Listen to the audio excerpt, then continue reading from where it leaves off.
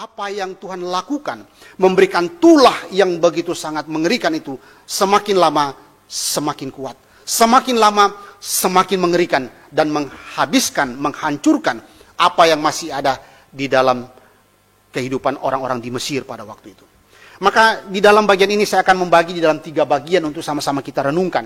Ayat 21 sampai ayat yang ke-23 itu menceritakan atau menjelaskan tentang kengerian penghukuman Tuhan, yaitu kegelapan yang mengerikan.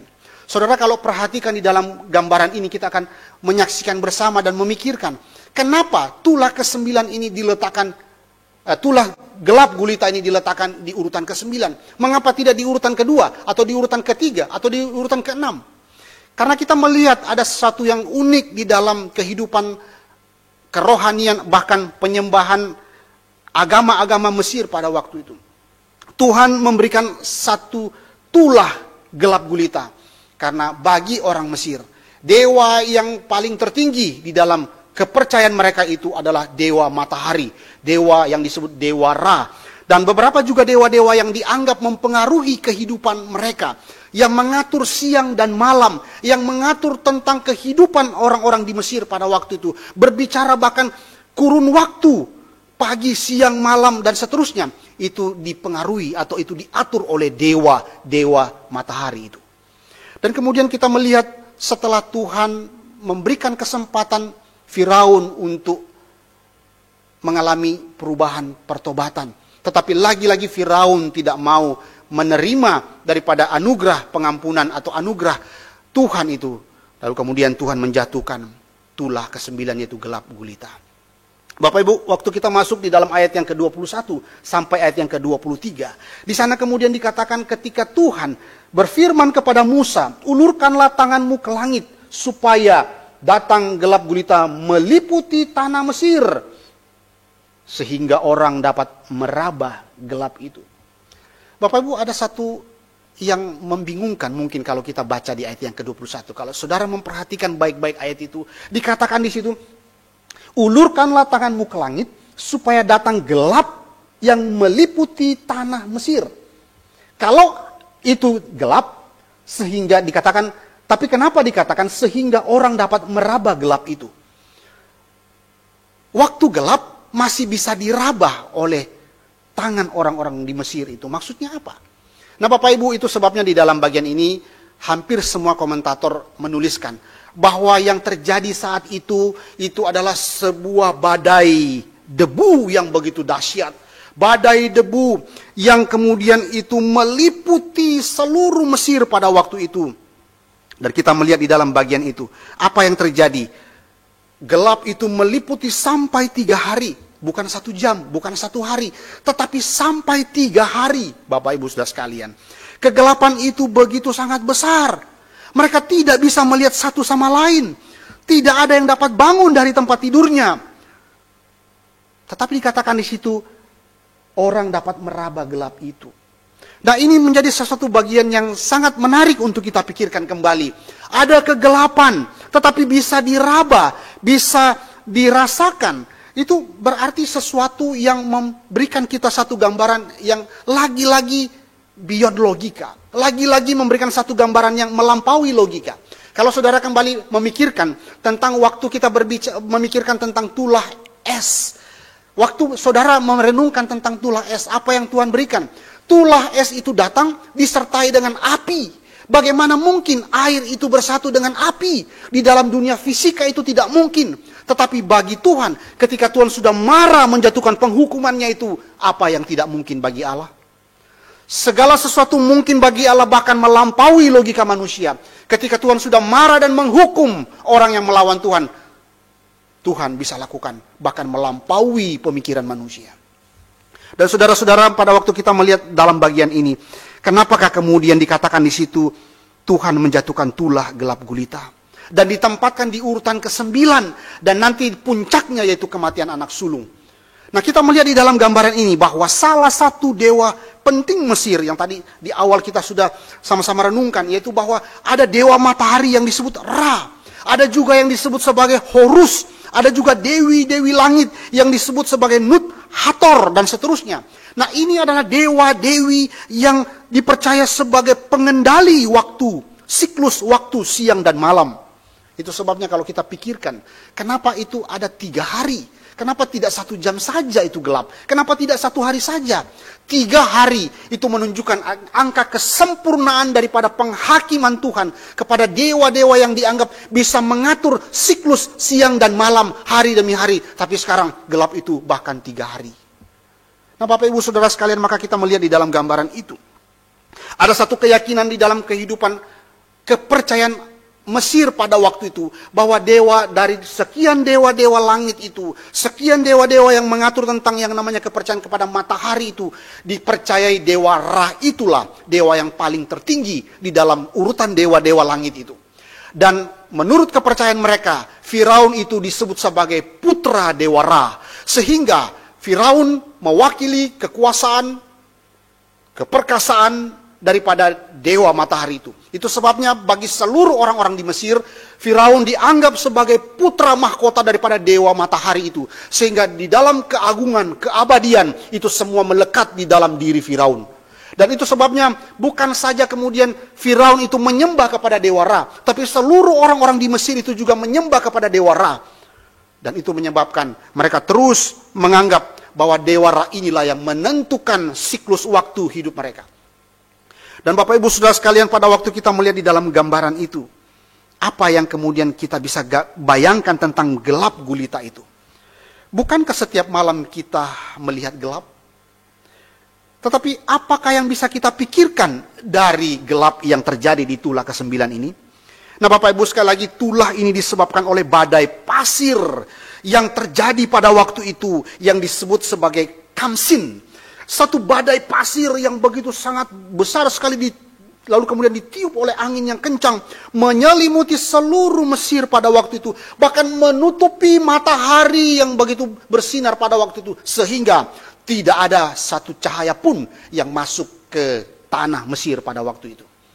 Tetapi anehnya, di Goshen, tempat umat Allah, ada cahaya matahari itu. Nah, Bapak Ibu Saudara sekalian, bukankah keadaan pada waktu itu begitu mencekam? Ketika dikatakan di situ gelap gulita menyelimuti seluruh tanah Mesir oleh badai daripada debu itu. Badai pasir yang begitu mengerikan itu. Sejarawan bernama Yosefus, seorang sejarawan Yahudi, bahkan pernah mengatakan di dalam tulisannya, bahkan badai pasir yang begitu mengerikan itu telah mematikan banyaknya orang-orang Mesir pada waktu itu. Karena mereka menghirup debu yang mematikan itu. Mereka tidak lagi bisa bernafas dengan leluasa. Lalu satu persatu rakyat di Mesir itu mengalami kematian. Nah, Bapak Ibu sekalian, kalau kita membayangkan peristiwa itu, bayangkan bagaimana peristiwa itu bukan 1 hari, Bapak Ibu. Kalau kita mati lampu di rumah, 1 jam, 2 jam itu kita udah mulai gelisah kan. Udah mulai gelisah, stres, apalagi kalau internet di rumah sudah tidak ada lagi, itu tambah paling gelisah kita. Bahkan saat-saat pandemi seperti ini, coba pikirkan saat-saat pandemi seperti ini. Kita tidak bisa kemana-mana, itu membuat kita semakin stres, Bapak Ibu. Itu membuat kita semakin gelisah, tertekan. Bayangkan apa yang terjadi dengan orang-orang di Mesir pada waktu itu. 3 hari mereka tidak bisa melihat, bisa meraba tapi tidak bisa melihat. Mereka tidak bisa bangun dari tempat tidurnya. Mereka tidak bisa ke dapur untuk masak. Akhirnya mereka kelaparan, Bapak Ibu sekalian. Dan kita melihat di dalam gambaran itu, begitu mengerikan keadaan. Saat-saat seperti itu begitu mencekam. Tetapi lebih jauh kita pikirkan, apa sebetulnya makna kegelapan yang sedang dikatakan narator di sini, yang sedang dituliskan Musa untuk bangsa Israel yang sedang menuju ke tanah Kanaan. Apa makna kegelapan itu? Mengapa ditempatkan di tulah ke-9, 2 dari terakhir dari 10 tulah itu? Inilah eskalasi yang semakin meningkat daripada penghukuman Tuhan. Semakin lama semakin mengerikan, semakin lama semakin mematikan.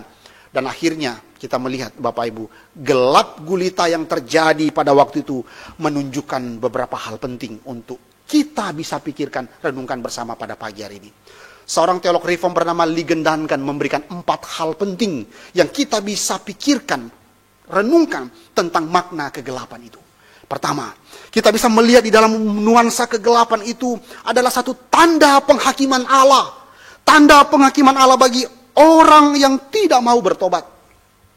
Bapak Ibu bisa pikirkan bagaimana tula demi tula Tuhan hadirkan kepada Firaun, kepada Mesir, kepada pegawai-pegawainya. Seluruhnya mau menunjukkan satu hal. Hei Firaun, bertobatlah. Hei Firaun, insaflah. Bahkan pernah pegawainya di pasal sebelumnya kita saksikan, pegawainya sudah mengatakan kepada Firaun, dikatakan di dalam pasal 10 ayat 7, minggu lalu kita pikirkan, berapa lama lagi orang ini menjadi jerat kepada kita.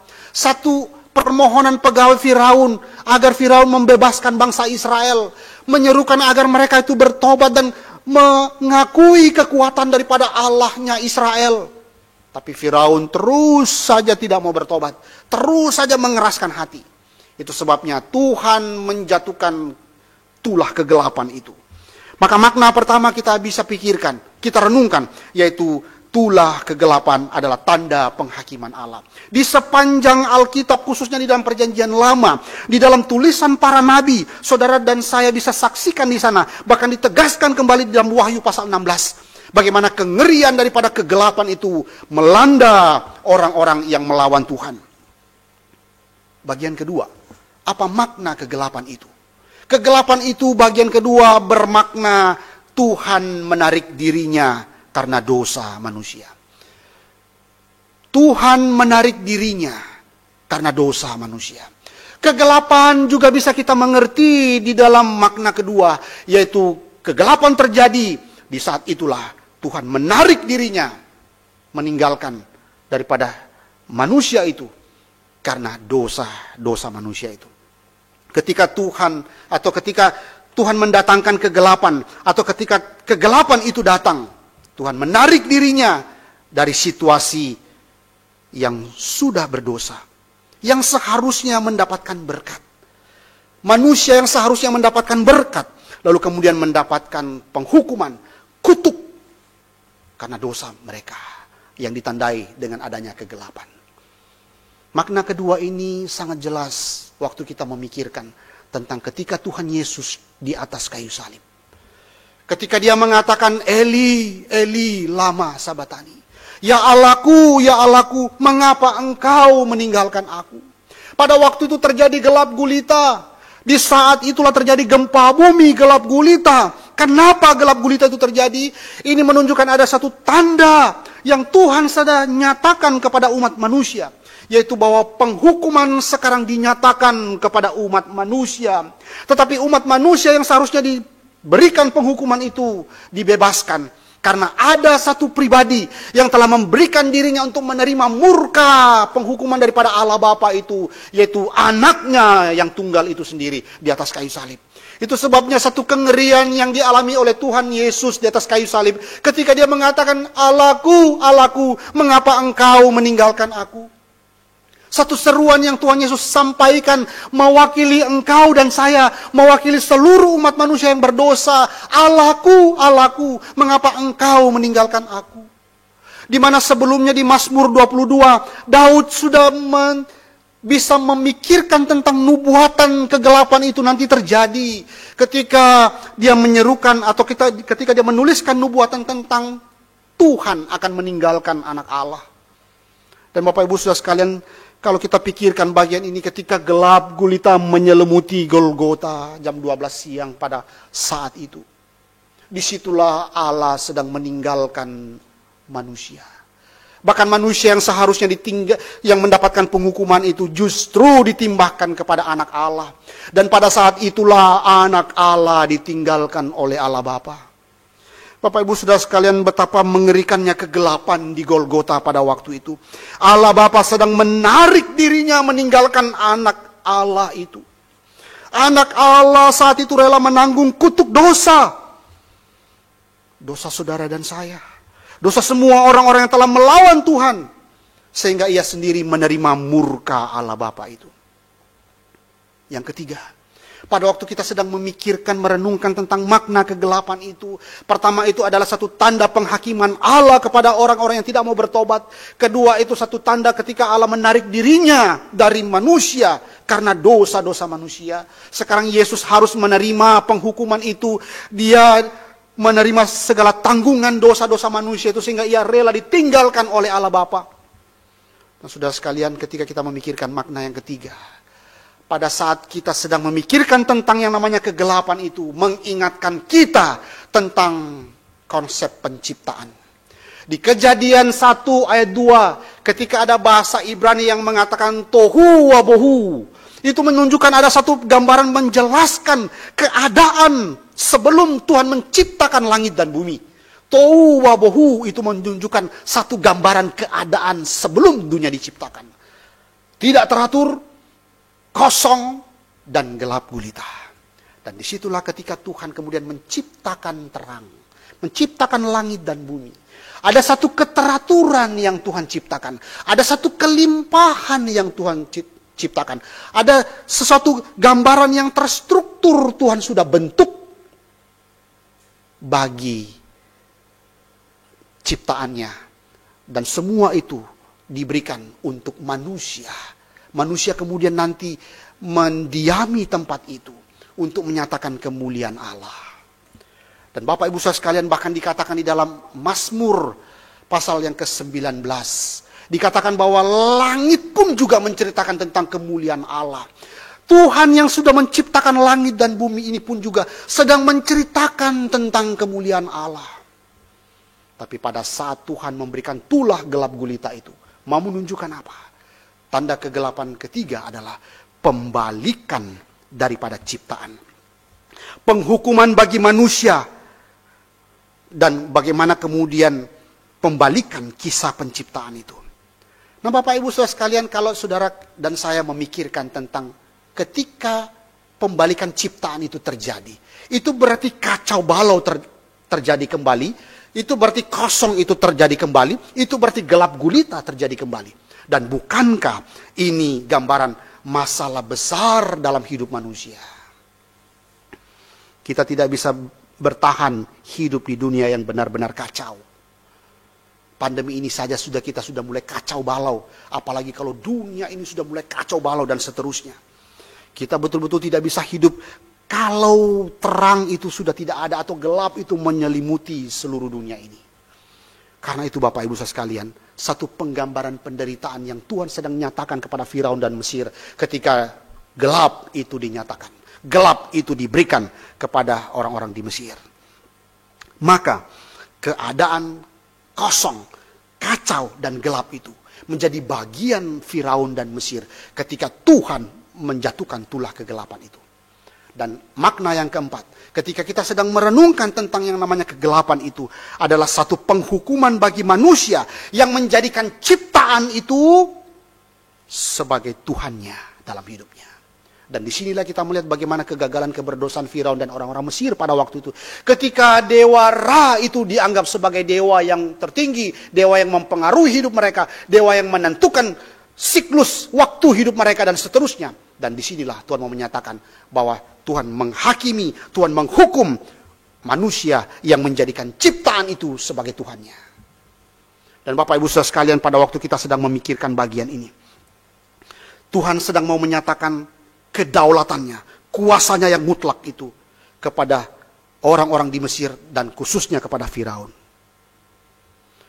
Lalu pertanyaan selanjutnya Bapak Ibu Saudara sekalian, apa inti keberdosaan Firaun sebetulnya yang sedang dihakimi oleh Allah dalam bagian ini? Apa inti keberdosaan Firaun yang sedang dihakimi Allah di dalam tulah ke-9 ini? Yaitu kegelapan hatinya. Bapak Ibu Saudara sekalian, bagian pertama saya mengajak kita merenungkan tentang poin kegelapan hati karena dosa. Disinilah kita melihat bersama-sama apa yang bisa kita juga pikirkan, renungkan tentang keberdosaan Firaun. Adanya kegelapan hatinya. Hati yang tertutup untuk melihat kebenaran. Hati yang tertutup untuk kemudian memancarkan kemuliaan Allah dalam hidupnya. Berkali-kali di dalam perjanjian baru, Rasul Paulus menyatakan bagian ini. Bagaimana kehidupan anak-anak Tuhan yang memancarkan kemuliaan Kristus. Itulah tanda anak-anak Allah. Dan itu sebabnya di dalam bagian ini kita melihat Bapak Ibu saudara sekalian, bahwa penghakiman yang diberikan Allah kepada Mesir pada waktu itu, kepada Firaun, itu diberikan karena adanya kegelapan hati Firaun. Bahkan kita melihat kegelapan ini bukan saja bernuansa fisik, tetapi juga bernuansa rohani. Dan kita melihat di dalam gambaran itu Bapak Ibu, ketika Firaun terus melawan Tuhan. Ketika Firaun terus menutup hatinya untuk kebenaran. Ketika Firaun terus tidak mau mendengarkan dan mengikuti kehendak Tuhan di sana. Maka disitulah kita melihat Tuhan menjatuhkan tulah kegelapan ini, gelap gulita ini kepada mereka. Firaun dan orang-orang di Mesir. Tidak peduli dia itu dari ras mana, tidak peduli dia itu bekerja di mana, tidak peduli hartanya sebanyak apa. Yang paling penting Bapak Ibu saudara sekalian adalah bagaimana, apakah dia punya hati. Adakah hatinya yang memancarkan kemuliaan Kristus? Sangat disayangkan begitu banyaknya orang-orang yang punya kesuksesan, punya harta yang begitu banyak, namun ada kebinasaan di dalam hidupnya. Kenapa? Karena dia tidak bisa memancarkan kemuliaan Allah. Hatinya terus tertutup. Bahkan teguran-teguran itu datang kepadanya, tapi dia terus menutup diri, gelap hati di dalam kehidupannya setiap hari. Lihat orang sedikit-sedikit iri hati. Lihat orang sedikit-sedikit dendam. Lihat orang terus berpikir negatif terhadap orang itu. Tidak ada cahaya di dalam hidupnya. Cahaya Allah, cahaya Kristus. Adanya terus adalah kegelapan, kejahatan di dalam hatinya. Bapak Ibu saudara sekalian, orang yang hatinya gelap adalah orang yang hatinya tertutup untuk melihat kebenaran dan kemuliaan Allah yang ada di dalam Yesus Kristus. Bukankah ironis ketika berulang kali anugerah itu diberikan kepada orang itu, berulang kali kebenaran firman Tuhan itu diberitakan kepada orang itu, namun hatinya terus tertutup untuk kebenaran.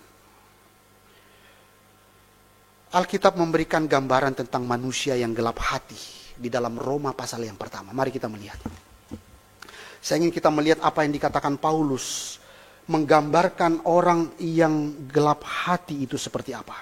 Saya bacakan Roma 1 ayat yang ke-28 sampai 30. Roma 1 ayat 28 sampai 30. Dan karena mereka tidak merasa perlu untuk mengakui Allah, maka Allah menyerahkan mereka kepada pikiran-pikiran yang terkutuk, sehingga mereka melakukan apa yang tidak pantas.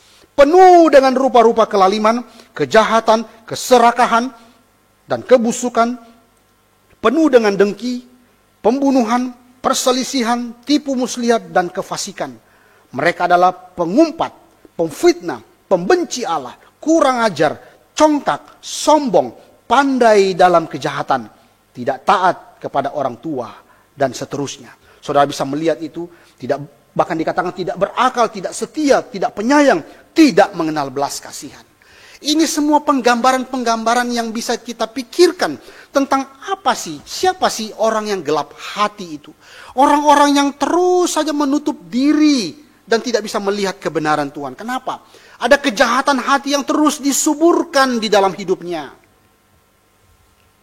Pertanyaan selanjutnya adalah, kalau begitu masih adakah pengharapan di dalam dunia ini? Fakta dosa tidak bisa dipungkiri bahwa kita semua sudah jatuh di dalam dosa. Kita memiliki kecenderungan hati berdosa.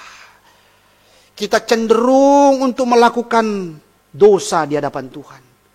Hati kita itu gudangnya dosa. Tetapi adakah pengharapan dalam dunia ini? Adakah pengharapan dalam hidup saudara dan saya? Masih ada. Tuhan Yesus pernah berkata, "Akulah terang dunia. Barang siapa mengikut aku, ia tidak akan berjalan di dalam kegelapan, melainkan ia mempunyai terang hidup itu." Bapak Ibu Saudara sekalian yang dikasihi Tuhan, pada pagi hari ini saya ingin mengajak saudara semua untuk kembali berpikir, untuk kembali merenungkan tentang kebenaran firman Tuhan ini dan menjalankan kebenaran ini di dalam hidup kita. Berapa lama kita harus menutup hati kita akan kebenaran? Berapa lama kita terus menyuburkan akan kejahatan hati kita di hadapan Tuhan dan di hadapan sesama? Mungkin kita bisa berlaku atau sepertinya kita dipandang orang saleh di depan manusia.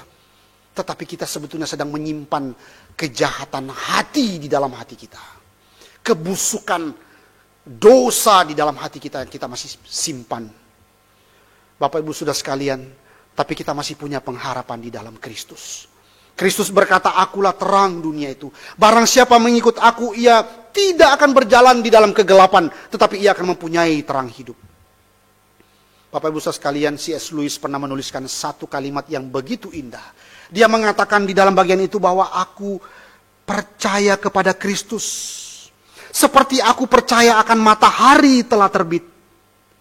Bukan hanya karena aku dapat melihat matahari, namun karena aku dapat melihat segala sesuatu karena terang matahari itu. Inilah yang akan terjadi ketika kita datang kepada Kristus. Tuhan Yesus mengatakan, barang siapa mengikut aku, ia akan mempunyai terang hidup itu. Di dalam kegalauan, di dalam kekalutan kita, mari kita datang kembali kepada sang terang itu. Bapak Ibu Saudara sekalian, ketika kita memiliki hati yang terang, maka kemudian ada pengertian pengharapan yang terkandung dalam panggilan Kristus. Ada keindahan, ada kemuliaan, ada kekaguman kepada Kristus itu yang nampak dalam hidup kita sehari-hari. Sekali lagi saya katakan, ketika orang Kristen itu gampang galau, gampang sedih, gampang iri hati, gampang putus asa, gampang seperti gelisah dalam hidupnya. Pertanyaannya adalah, ini semua menyangkut bagaimana dia mengerti tentang Allah yang dia percayai. Kalau kita mengenal Allah dengan benar, maka kita tidak akan gampang terhanyut di dalam masalah hidup kita. Kita seringkali terhanyut di dalam masalah hidup kita karena kita itu terlalu melihat diri kita sendiri. Terlalu memikirkan masalah itu jauh lebih besar daripada kuasa Allah. Dan kita kemudian tidak mau keluar. Kita terus saja menyuburkan akan dosa-dosa seperti itu. Bukankah Kristus sudah memberikan kita terang? Dia adalah terang itu. Dan dia inginkan kita adalah anak-anak Allah itu memancarkan terang itu. Mari kita belajar memancarkan kebaikan Kristus. Mari kita belajar mengikuti teladan Kristus. Melayani dengan kerendahan hati, mengasihi orang lain, memberikan diri melayani orang lain. Bahkan kepada orang yang tidak menguntungkan kita. Bagaimana sikap kita melayani mereka? Mengapa hati itu bisa gelap? Ada begitu banyak kejahatan di dalam hati kita. Kita bisa berstatus orang Kristen, Bapak Ibu. Namun hidup kita tidak mencerminkan Kristus. Seperti hidup yang tidak mengenal Allah. Seperti hidup orang-orang di luar sana yang tidak mengenal Kristus. Adakah hati kita itu mau mengikuti seperti apa yang menjadi teladan hidup daripada Yesus Kristus? Adakah hati kita itu mengikuti, ikut seperti hatinya Tuhan? Membenci apa yang dibenci oleh Tuhan. Mengasihi apa yang dikasihi oleh Tuhan. Bapak Ibu, ini adalah satu peperangan rohani kita setiap saat. Saudara dan saya memiliki hati yang sudah tercemar oleh dosa. Karena itu mari kita terus memohon anugerah Tuhan. Agar Tuhan menguduskan hati kita. Agar Tuhan membuka dan mencerahkan hati kita. Sehingga dari hati kita memancarkan terang kemuliaan Kristus. Bapak Ibu saudara sekalian. Bagaimana kemudian kehidupan yang memancarkan Kristus. Itu juga adalah kehidupan yang membangun relasinya dengan Tuhan. Yang sehat setiap hari. Kehidupan bersama dengan Kristus, persekutuan bersama dengan Allah, bagaimana kemudian akan memancarkan daripada terang Kristus itu juga ditandai oleh bagaimana kita membangun persekutuan kita dengan Allah setiap hari. Bagaimana kehidupan doa kita, bagaimana kehidupan kita merenungkan firman Tuhan. Orang yang semakin jauh daripada Tuhan, orang yang semakin jauh daripada firman Tuhan, maka hatinya itu akan semakin gelap, hatinya itu akan terus diliputi oleh kejahatan-kejahatan hatinya. Maka bagaimana kita bisa memancarkan terang itu? Datanglah kepada Tuhan. Berdekatlah kepada Tuhan. Dan ironisnya Bapak Ibu, dosa yang lama, yang dibiarkan, terus saja dilakukan, akhirnya membuat itu menjadi terus dilakukan. Bukan kemudian ada rasa bersalah untuk tidak dilakukan lagi, tetapi justru betah dan terus melakukan dosa itu. Maka ini adalah satu evaluasi dari firman Tuhan ini untuk saudara dan saya. Orang yang hidup sebagai anak-anak terang, itu adalah orang yang memancarkan terang Kristus. Berjuang di dalam kekudusan dan kebenaran Tuhan. Bukan justru di masa pandemi ini semakin menyuburkan dosa di dalam hati kita. Saat-saat pandemi ini juga bukan saja memberikan kita satu introspeksi atas dosa-dosa kita. Saat-saat pandemi ini bukan saja mungkin menjadi satu penghukuman kepada orang-orang tertentu, tapi juga menjadi satu peringatan untuk orang-orang kudus atau anak-anak Tuhan. Peringatan untuk saudara dan saya, apakah kita semakin menjauh dari Tuhan ataukah kita justru dekat kepada Tuhan. Bapak Ibu sekalian, itu sebabnya biarlah kita boleh merenungkan kembali bagian pertama ini dengan hati yang takut kepada Tuhan, hati yang kembali boleh dibentuk, diubahkan, dan boleh mencerminkan, memancarkan kembali cahaya Kristus. Kegelapan hati Firaun itu menjadi satu pelajaran penting untuk kita. Jangan keraskan hati kita, tapi buka hati kita. Biarlah terang itu memancar dalam hidup kita. Bagian kedua, ayat 24. Kita kembali dalam bagian ini. Ayat 24 sampai dengan ayat yang ke-26. Bagian kedua ini memberikan kita satu gambaran bagaimana sikap daripada Musa yang tidak berkompromi. Dikatakan di dalam gambaran itu ada satu tawar-menawar yang terjadi. Musa menolak dengan tegas untuk tidak berkompromi. Ketika dikatakan di sana, pergilah beribadah kepada Tuhan. Hanya kambing dombamu dan lembu sapimu harus ditinggalkan. Juga anak-anakmu boleh turut beserta kamu. Bapak Ibu, seorang penafsir mengatakan bahwa kenapakah Firaun mengatakan begini? Oke, semua boleh pergi, tapi kambing, domba, lembu tidak boleh. Kenapa Bapak Ibu sekalian? Dia katakan bahwa karena Firaun sudah tahu bahwa ketika mereka sudah pergi, mereka tidak akan kembali lagi. Karena itu okelah, tapi tinggalkan hewan-hewanmu.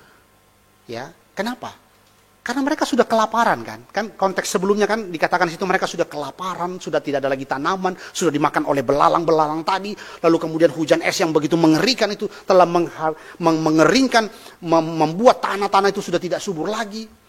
Lalu kemudian mereka sudah tidak ada lagi makanan. Lalu kalau kambing, domba, lembu Israel pun juga dibawa pergi keluar dari Mesir, mereka mau makan apa? Ini satu taktik licik daripada Firaun sebetulnya. Yang kemudian dikatakan di situ, boleh semua pergi tapi hanya kambing, domba, lembu, sapi harus ditinggalkan. Tapi Bapak Ibu sekalian, Musa dengan tegas tidak mau berkompromi. Dan dikatakan di dalam bagian itu, bahkan korban sembelihan dan korban bakaran harus engkau berikan kepada kami, supaya kami menyediakannya untuk Tuhan Allah kami. Satu ketegasan akan kebenaran bahwa kambing, domba, hewan-hewan itu justru kami mau pakai untuk beribadah kepada Tuhan. Bahkan korban-korban sembelihan dan korban bakaran harus engkau berikan kepada kami. Justru sebaliknya, kalau masih ada, berikan semua kepada kami. Bapak Ibu sekalian, saya percaya ini bukan saja bernuansa satu ketegasan, tidak mau berkompromi yang dinyatakan oleh Musa terhadap tawaran daripada Firaun. Tapi lebih daripada itu, saya ingin membawa kita merenungkan, kenapakah Musa dengan tegas itu mengatakan semua harus keluar. Karena disitulah kita melihat Bapak Ibu sekalian bahwa Tuhan menginginkan umat Allah itu beribadah kepada Tuhan. Semuanya datang kepada Tuhan. Bukan saja sebagian-sebagian, bukan saja anak, bukan saja perempuan, bukan saja laki-laki, tapi semua harus keluar untuk beribadah kepada Tuhan. Dan ini memberikan kita satu prinsip penting di dalam kehidupan kita. Yaitu bagaimana hidup kita. Waktu kita datang kepada Tuhan, kita juga mempersembahkan seluruh hidup kita kepada Tuhan. Itulah yang dikatakan oleh Rasul Paulus di dalam Roma pasal yang ke-12 ayat 1. Dikatakan persembahkanlah seluruh hidup kita kepada Tuhan. Sebagai persembahan yang hidup, kudus dan yang berkenan kepada Allah. Bapak Ibu sekalian, apakah hati dan waktu kita kita benar-benar persembahkan kepada Tuhan saat kita datang ke gereja, saat kita melayani, saat kita bekerja di kantor?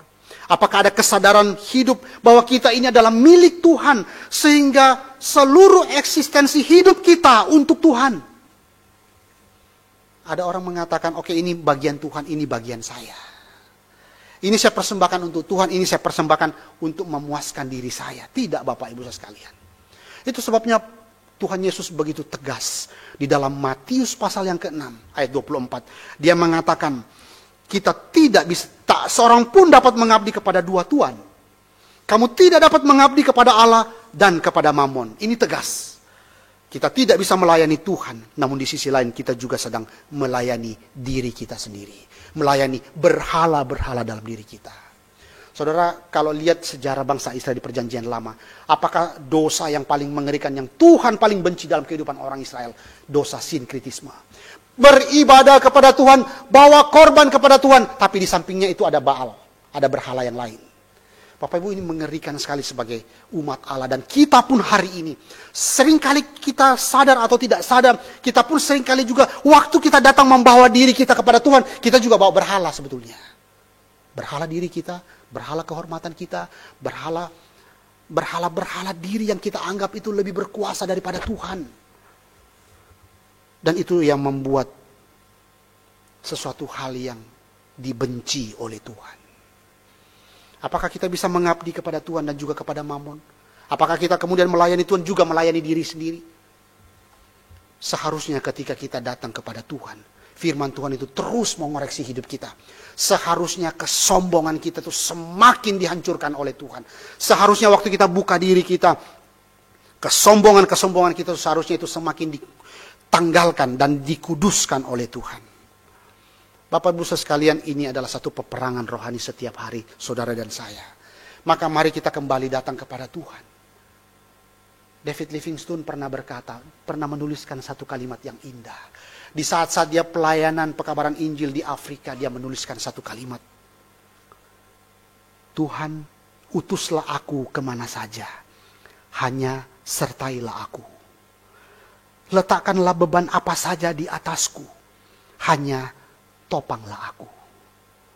Putuskanlah ikatan apa saja daripadaku, kecuali ikatan yang mengikat kepada pelayananmu dan kepada hatimu. Bapak Ibu, apakah kita bisa berkata demikian? Kita rela menanggalkan seluruh apa yang mengikat kita. Tetapi ada satu Tuhan, jangan lepaskan itu.